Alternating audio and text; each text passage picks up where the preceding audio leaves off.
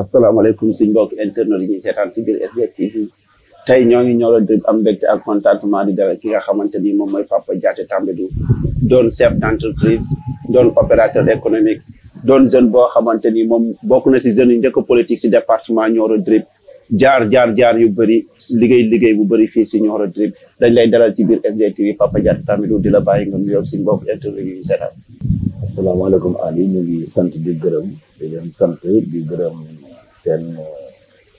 ñëpp ñu seetaan seen chaîne bi di leen encouragé parce que lii fierté la pour Nioro fierté la pour réew mi te aussi mode boo xam ne la war na askan yëpp di ci initié wu mu nekk modèle de réussite boo xam ne nii ay doomu Nioro yéen a ko taxawoon mu doon loo xam ne ñëpp war nañ ci jàpp mais ñeneen aussi war nañu def lu mel nii parce que lii fierté dëkk bi la di sant ñëpp di gërëm ñëpp di wax na aussi ñu ngi remercier ñëpp ñoo xam ne nii vraiment dañu ak abonné seen chaîne bi di wax ne SBT TV da ngeen fi yokk bu askan wi te askan wi bu ñu ko waxee Nioro ñoo ci war a ëppale parce que ñoo ci war a jàpp ba mu toll yoon di sant di gërëm ñëpp di leen wax merci beaucoup aussi ci invitation bi ñu ngi toog di leen déglu amul benn sujet tabou ak yéen parce que li ngeen def fierté la donc lépp lu ngeen bëgg a xam si dëkk bi wala ci réew mi dañ ciy sawar parce que si chaîne bi muy jaar mooy doon privilège tey chaîne bi dafa woon loo xam ne nii Ali képp ku dopp ci Saloum laa wax région de Kaolack département Nioro dans les 15 communes seen li ñuy def dañ ko war a boole nag di ko jàllale ci lii donc maa ngi lancé un appel à tous les maires di lancé un appel à tous les dignes fils du département d'être au moins des partenaires privilégiés de la chaîne cette chaîne nioroise initiée par des jeunes niorois. C'est vraiment un apport positif boo xam ne war nañ ci jàpp pour pousser en avant la jeunesse te kii aussi modèle la boo xam ne nii qui parle d'emploi qui parle de promotion qui parle de réussite qui parle d'encadrement de jeunesse war nga ci adhéré à 100%. maa ngi sant leen gërëm. dañ lay jaajëfal bu baax a baax ci turu SBT TV Papa Diaté Tambadou mais actualité bi nga xamante ni moo lëmbe àdduna bi lëmbe biir Sénégal lëmbe département Nioro Drip moom mooy Covid 19 moo ngi yóbbu suñ mag ñu bëri di jaaxal nit ñi si fépp Nioro Drip nga nekk si au cœur des activités yan jafe-jafe moom ngeen di rencontrer si biir terrain bi. bon Covid 19 bu Nioro ñun on a eu la chance damay wax di ko wax nous avons les meilleurs services du Sénégal. Les meilleurs chefs de service.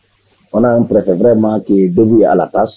On a des services, le médecin-chef, le commandant de brigade, l'IEF. C'est des gens qui ont vraiment ñu ci dox loo xam ne ñëpp ci war a dox lu ñu wax li ci des mooy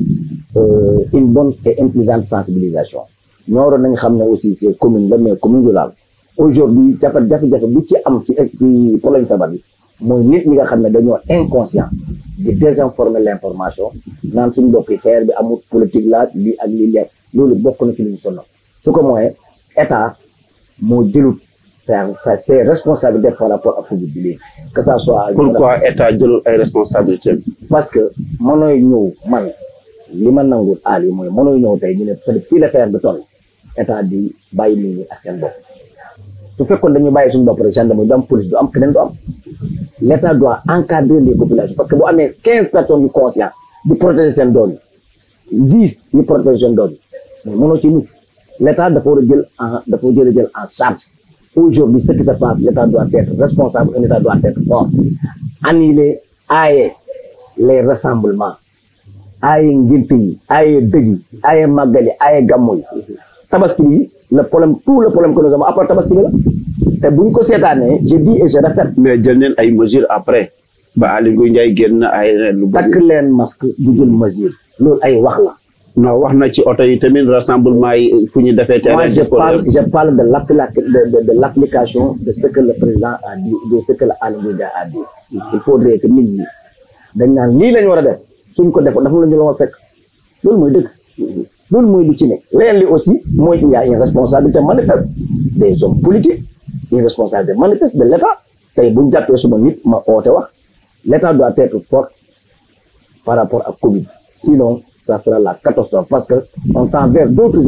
événements après tabaski dañu doon tëj tey ñu ngi xaar ay màggal ñu ngi xaar leneen ça sera pur l'État est très faible par rapport à ce qui se passe. Ça, c'est mon avis personnel. Pour yow soo leen proposé état ban proposition ngay def état du Sénégal pour mu doon état boo xamante ni dafay taxaw askan wi ci lépp nga wax ñu proposition si su mu reculé woon yëpp mu delluwaat aaye jumaa yi aaye gàmmu yi aaye ziar yi loolu mooy première chose à faire aaye rassemblement ci marché tey dañ ko war a ba dex parce que bu wane ay Nioro chaque dimanche ñoo tëj leen marché bi uniquement sans rien pompe ñu fa def ñu fa dal qu'est-ce que cela veut dire ban njëriñ la nga ñëw tey dugg ci benn bus ñu ne dañ wax ne nga gis koo xam ne si bus bi day def masque boo xam ne dugg ci bus bi rek mooy tax mu dugg dëkk masque boo xam ne tilim na tilim boo xam ne kenn xamul lan la l'État joxe na ay directives mais amul ay mesures d'accompagnement sérieux et il sera toujours responsable lu xew suba aujourd'hui nit ku mën a taxaw bañ commencé. mais mesures d'accompagnement yi autorités locales yi lañ ci war a jouer acteurs yi aussi lan lañ ci war a jouer pour mesure d'accompagnement boobu mat. mesure d'accompagnement bu ma toogee tey man suma kër. suma doom yi di jàng daara takk masque keneen def loolu suba ñu toog fële ñu jëndee tey daayira moo fa xew wala ziyaare parce que sëriñ baa fa nekk ça pose un problème suba ñu ne diw moo gaañu wala dëj diw moo am ak bu ñu daje fa ça pose un problème suba le ministre ñëw na damay def dara ak bu ñu daje fan lañ jëm. mais dara su xewee préfet mën na au gendarmerie pour ñu dem carrément interdire loolu. j'ai dit que dara mën na xew fi préfet au gendarmerie. tey wax nga tamit ne chef de service maire lañ am Nioro. dama ne bu dara xamoon ñun Nioro bu fi ngénte xamoon wala dëgg préfet mën na au gendarmerie bu dem arrêté mais dañuy dem arrêté leen def suba keneen da koy defar suba gannaaw suba am na ñoo xam ne du ñu arrêté am na ñu ñu arrêté donc c'est pas un état pour les faibles. ce qui se passe mooy tey man su ma doon ngénte tey man nañ ma ko ñàkk bàyyi suba keneen beneen baadool di ngénte ñu def teg fa 15 personnes ñu arrêté leen suba nga ñëw suma buntu kër fekk fi plus de 15 personnes 5 personnes 50 personnes kenn du ne wax dara nga dem buntu kër Aliou Thiam moom 10 personnes y a l'état aujourd'hui rigueur bi dafa am limite ce qui n'est pas normal. dafa yemale nga bëgg a wax kun état la jënd si loolu nga bëgg a wax Papa Diatta Tambadou. j'ai dit que pour l'accompagnement l'état n'a pas été fort par rapport à ça. jërëjëf ci biir Covid 19 bi mais ñu gis ne am na ndimbal yu wàcc Nioro trip yëpp état bi joxe na les autorités politiques joxe na bonne volonté yi joxe neen statistiquement est-ce que commune Nioro yëpp ak département bi jëriñu neen si li ci war a jëriñoo à temps réel yow mi nga xamante ni yaa ngi ci biir liggéey bi. non on n'a pas de problème ci ndimbal li fu war a def. je dis une chose. non parce que am na benn instant état joxe na Papa Diatta yow yaa génne état lu mu joxe de matul. suñ autorité politique yow yaa ko wax Papa Diatta Tambadou war nañ ñëw accompagner li nga xamante ni état moo ngi koy def sa yooxu boobu ñëpp ñoo ko j'ai dit que buñ seetaan état ak askan wi waaw ñun responsable politique ñoo doon dem ci yaayi jàmbur yi ak bàyyi jàmbur ne kaa leen jàppale donc luy état di joxe ak li ñu recensé pour ennemi c'est insuffisant. te gis neen ba nga waxee loolu ba presque la am autorité yoo xamante ni ñëw neen les gens ont réagi bañ réagir on a créé beaucoup de communes et on a donné. Ce que mon appel consiste à quoi? De ne pas laisser au Niorois pour l'appui, uniquement l'appui. Suma yuuxu moo doon bu ñu bàyyee askan wi appui bi nga xam ne moom la gouvernement bi joxe parce que appui bi gouvernement bi joxe dafa am fu mu teg te ñooñu am na ñu leen gën a sonn ñu amul bañ ko defee am na ñu indi am na ñu joxe vraiment ñu bëri joxe nañ Maxime Montreux joxe na Mamadou joxe na président Malaw Sow joxe na les maires joxe nañ ku ne joxe na mais affaire bi foofu xam nga ni affaire bi fan la voilà xam nga tey mënoo ñëw tey nga jël médicament yu bëri wala xaalis nga ne man nga yóbbu si district sanitaire ba ça n'a pas de sens amoon na ku feebar doo dem hôpital il faut aller vers les populations et donner les populations direct xam nga man gëmuma nga indi tey damay joxe ndimbal pour ndimbal man gox bii ma juddoo fi yaroo fi sama papa juddoo sama yaay yaroo mbas am na dama leen war a dimbali ça ne demande pas 4 caméras 50 caméras on a un problème bu ñu am mooy nit ñi dimbaletuñ nit ñi ngir yàlla tax nit ñi defatuñ ngir yàlla tax les gens nous utilisent selon olof lañ nekk nit ñi dañuy utiliser nit ñi ñaan politiciens les politiques je veux dire ñoom ñëpp ngay joxe wala dafa am ñooy wax bàyyi je parle je dis que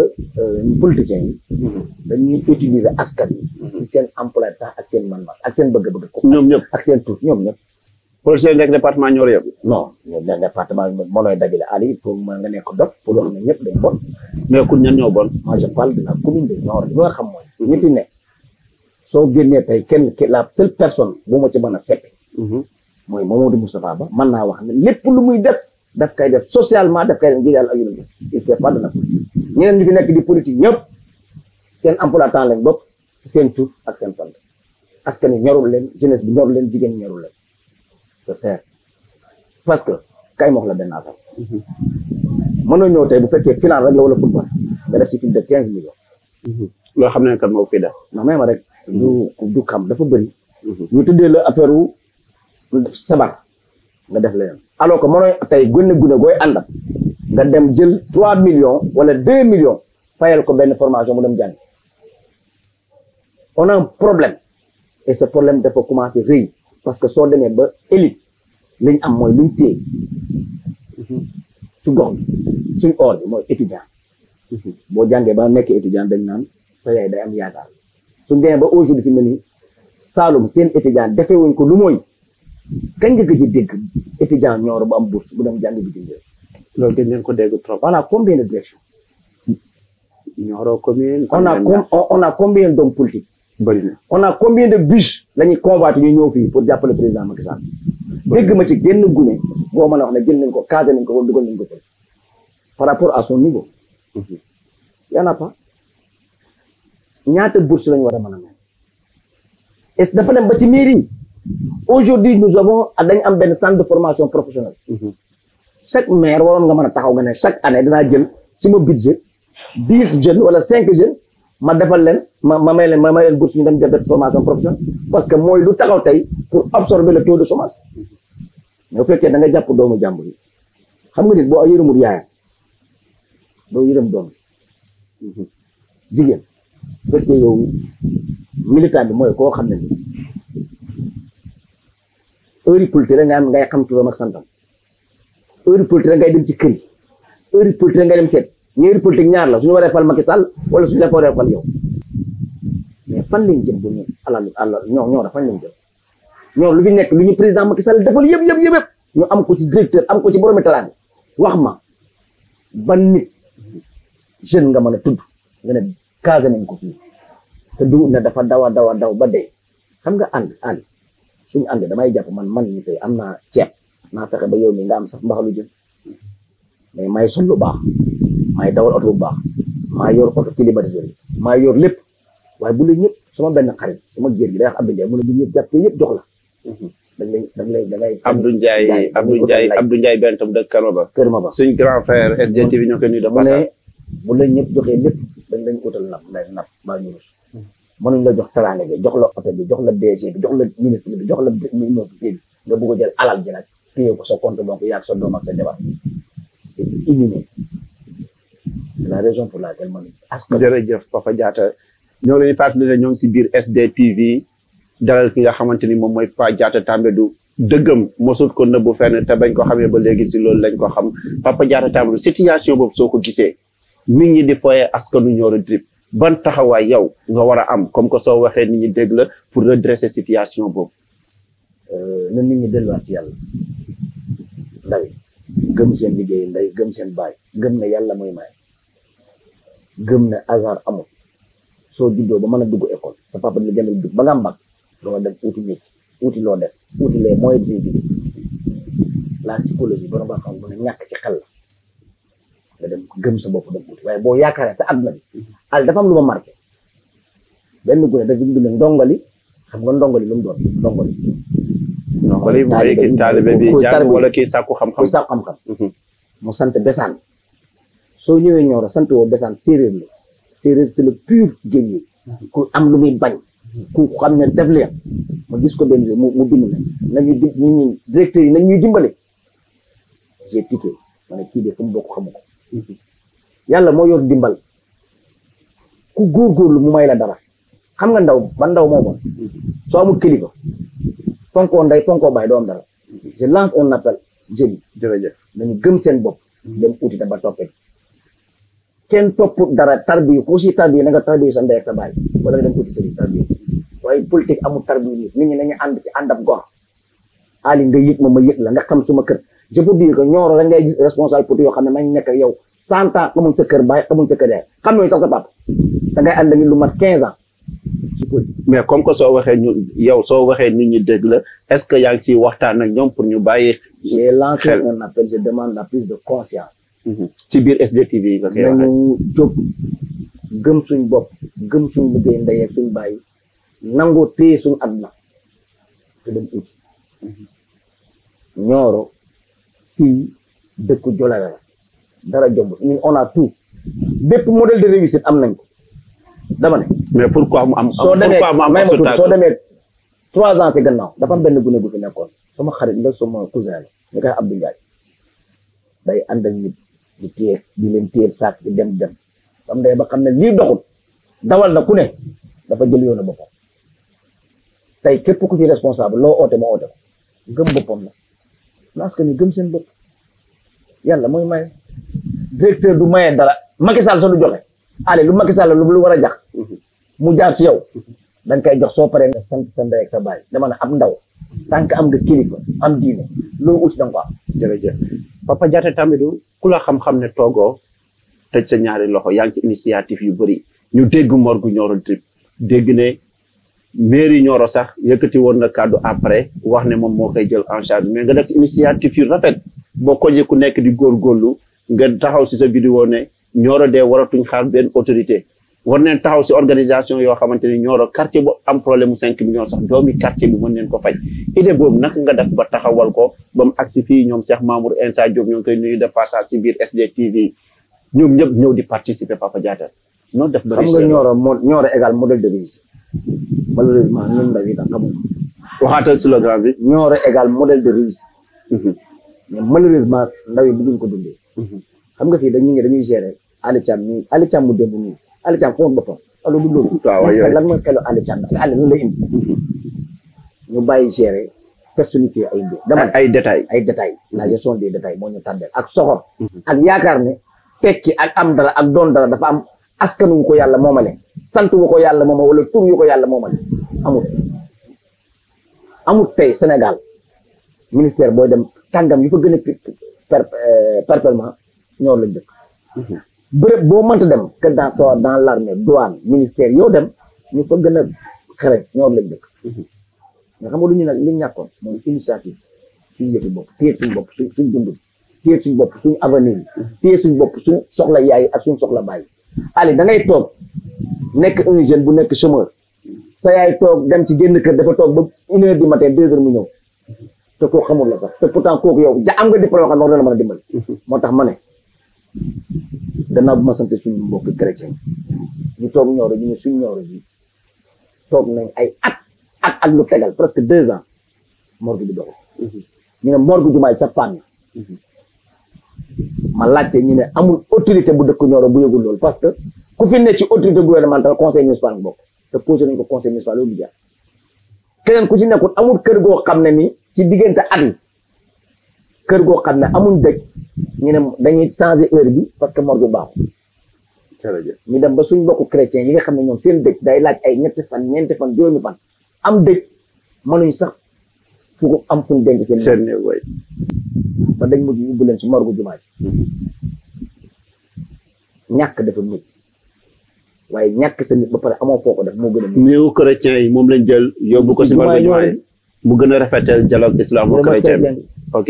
ñu ñëw si idée bi ba loolu amee j'ai dit lii gàcce lañ jóg ba ma ko njëkk wax ku ne laaj naa la ñu ci bëri waxi dof lañ wax mais nag dëkk bi dafa dama ne Nioro égal modèle de réussite waxatuñ affaire morgue parce que boobu tëddee na ko de dañ jàpp ne léegi comité de santé bu ne koñ bu ne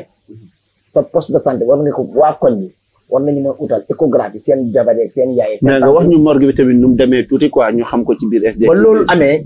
dañoo lancé un appel avec des bonnes volontés. seeti ay kilifa man nag am na ay xarit. imam bii di imam Babacar mu colonel man mooy suma imam bi suma xarit. di suma kenn gannaaw sama papa ci diine lu xew moom lay déglu moom lay laaj. ba ma demee moom laa laaj waxtaan mu rafetlu ko man dañ seeti keneen koo xam ne sama xarit la te ma gis na mu ngi jàngale ci réew mi muy Thierno Abou Sow. takk goo ko fekk balaa nga fay jéggi jàng fa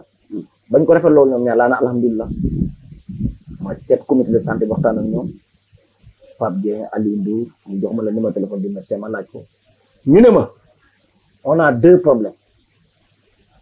benn bi mooy ñu ngi def ba defaraat morgue bi à 3 millions beneen bi ñu ngi def ba jënd morgue bi à 6 millions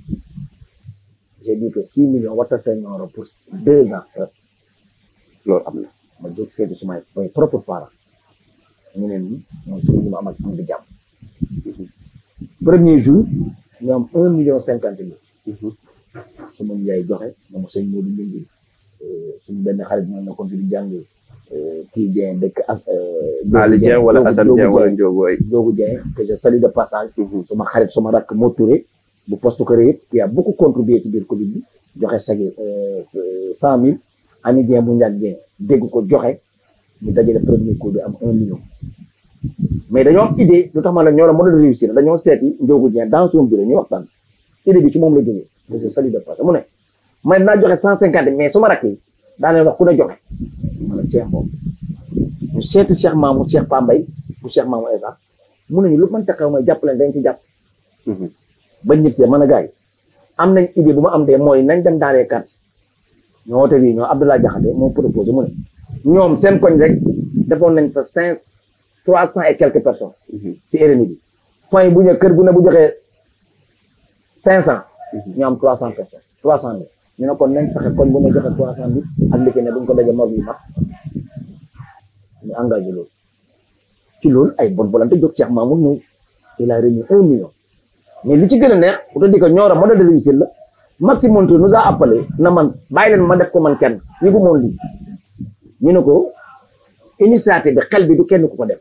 parce que Modou Moustapha bu mën na ko def yow mën nga ko def mais dañ bëgg que nit ñi di xam ne ñoo war a jël problème yi fukki junne ku ne bu joxee dërëm mu mat problème yi ñaar fukki million ku ne bu joxee 10 000 mu mat ñu am nag approche participative bu lañ am lañ war a nag pour téye dëkk bi. léegi ña collecte bi ñaata la. nous sommes à 5 millions presque. 5 millions presque. waaw donc bañ mujjee suñu dernière réunion. donc war nañu réunir pour finaliser. je viens pour avec le maire. le maire am pareeguñu woon pour defal loolu. maire bi pare wu doon pour defal morgue bi parce que man tamit xool naa tamit budget d'orientation bi xool naa budget d'orientation bi vérifier naa information yëpp mais gisuma ko. waaw mais nag dafa amoon mu ne. bañ demee ba affaire bi dem mu oo ñu nañu dama prévoir 15 millions pour jënd oto mais Pakasen ak président dafa arrêté jëndam oto bi 15 millions dama ko bëgg a jël ba dugal ko ci morgue bi ñu ne ko lu rafet la lu baax la. Nioro dafa am problème. mais loolu fekk na ngeen taxawal idée bi ba bu yàgg. waaw dañ taxawal idée bi. ba dem seeti ko moom en tant que maire doomu Nioro pour mu joxe participation. si la ñu wax loolu ñu ne ko waa baax na le temps ñu ci waxtaan moom mu am benn émission communiqué bi la mairie va faire la morgue. ñu di ko rafetlu ci loolu mais bañ ko seetee en délégation parce que dem seeti ko nag en tant que maire en tant que Ablaye Ba d'abord doomu Nioro et aussi en tant que Ablaye Ba doomu maire et en tant que Ablaye Ba président du comité de santé. donc bañ ko seetee waxoon na ko dañ bëgg a jàpp benn bés pour ñëw jébbal la xaalis ci morgue bi pour lii parce que yaay patron santé. mairie santé compétence transféré la waxtaan ci ak moom mu wax ni liñ ci xalaatu ak luñ ci bëggoon def yëpp waaye nañu may naa leen ngeen defar morgue bi. ñu ne ko 15 millions yi ak alal joo ci génne Nioro war na am mémographie parce que bokkoon na suñu mébét suñ paree ci lii rek attaqué ko. suñ paree ci lii bokkoon na ci quartier bu ne. ñu fexe moom échographie dama julli fajar di ñëw suma kër te fekk benn xale bu jigéen muy dem hôpital fii la dëkk ci koñ ba 16h et quelque may génn di julli tàkkusaan te fekk moom mu doog a jógee ko hôpital bi ñëw man ne ko bu ma tee mun a booba tey maa ngi toog di rañ pour loolu pour échographie te mun a bàyyi na fi lu ëpp 15 personnes da ngay di jigéen ñu xëy hôpital ba 20h 21h di ko liggéey. si nawet bi nga doon jigéenu Saalum wala mooy problème bi doon problème bu yaatu jigéen ñi ñan la suñu yaay la suñu jabar yi suñu mag suñu bàjjet mais allez tey 3 millions lay échographie bi jar benn doomu Nioro mën na ko jël indi ko poste de santé bi war na am échographie mais dama ne les gens ne pensent pas fii ñu fi nekk ne dañuy politique wala dañuy ci tekkal Macky Sall xalaatuñu askan wi seen bopp seen tur seen sant seen kër seen jabar seen oto. jërëjëf ci biir échographie yooyu noonu Pa Diatta si yan initiative lañ la mën a déggaat parce que temps bi moom moo ngi jeex yan initiative lañ la mën a déggaat si biir Nioro à part santé bi ban yan côté ngay yëngatuwaat. suñ paree ci loolu xam nga man chef d'entreprise la maa ngi liggéey maa ngi góorgóorlu créé entreprise bi fu mu nekk au niveau local wala au niveau national? au niveau local. mais temps yi dañoo def fusion ak beneen bi tuddee ko Arafat business compagnie. tijji ak suñu benn xarit bu wax Mo Touré. tijji nañ carrière. à programme. mais est-ce que main d'œuvre bi tamit ci département bi lay jógee ko. lépp ci la jógee parce que loolu lañ gëm dañ gëm ne. dañu war a investir fii. kon c'est tous les chauffeurs yëpp fii lañ dëkk. oto yi fii la ñuy fayee impôt. lépp fii lañ koy defee. donc cette entreprise locale. ñu ngi préparé aussi pour dugg ci ay yoon defar ay route. vraiment te loolu yëpp c'est dans le département. di wax la aussi ne bëgg nañ. def lu bees. lu bees nag kenn du ko defar ay màggal. nit doo dem ba retraite wala dem ba retraite na damay ñëw pour suqali ko. liñ bees mooy on avons des jeunes qui sont là. notre projet c'est de rassembler cette élite jeune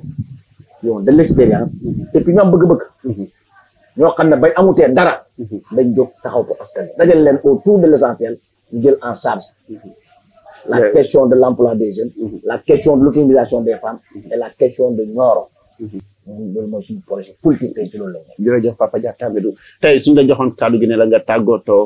wax sa yëg-yëg ak sa gis-gis ci SDTV lu muy doon. SDTV dama sa tàggatoo ak sa yëg-yëg dafa bokk ci rek. ci lu ma naan Nioro modèle de réussite. xam nga lii yombul. am na mag ñoo xam ne boo leen woon tey ne am na benn scène bu fi ne. doolu Nioro kese ñoo ko téye. daanaka waaye daan leen wax ne ngeen yokk góorgóorlu. parce que dëkk bi am fi lu baax yombul. dañoo xool nit ñi ci sant ci tur ak ci alal. waaye lii day réussir. incha allah waaye et maa ngi képp kuy doomi Nioro. nga dugal sa loxo ci lii parce que njëriñu askan wi la. yéen ñi ñëpp bu ngeen paree lu ngeen ci am. sa kër ngay joxe dépense sa yaay ngay jox ci keneen ngay keneen. et que war ngeen nekk aujourd'hui partenaire privilégié de l'ensemble des structures yoo xam ne doomi Nioro ñoo fi ne. à commencer par les collectivités locales. et Sam ki nga xam ne suma buntu la ci lépp dinaa ko ci waxtaan ak moom. muy le maire de Médina Sama Ousmane Gueye. ñaar dañ ko parce que tey boo seetee après xool IPRES xool assemblée nationale. mais loolu dafa doy sans compter nag les capacités et tout qui sont là tey buñ leen jàppalee suñ bopp lañ jàppale. suñ leen jàppalee lu ñuy def di ko def ak yeneen télé di ko def ak yeneen organe de presse dañuy sàmm rek mu jëm àll te tollatuñ foofu. Covid 19 bi dafa am lu mu yeete. yeete gi mooy dafa yeete solidarité. Ali sa centre beaucoup plus à l'heure bu demee kër Jim Ndiaye wala Approche wala mu dem IPRES wala mu dem CICES si Ousmane Gueye wala mu dem tey ANPEJ si Ablaye Diatta wala mu dem tey jël Bassirou Kébé qui est un conseiller du président de la République suñ ko defee ñu ngi communiquer donc communiquer ak sa askan wi loolu rek la ñu Ablaye Diatta jàngaloon ni daf nañ faites-vous de ce que vous êtes à partir de fi ngeen dëkk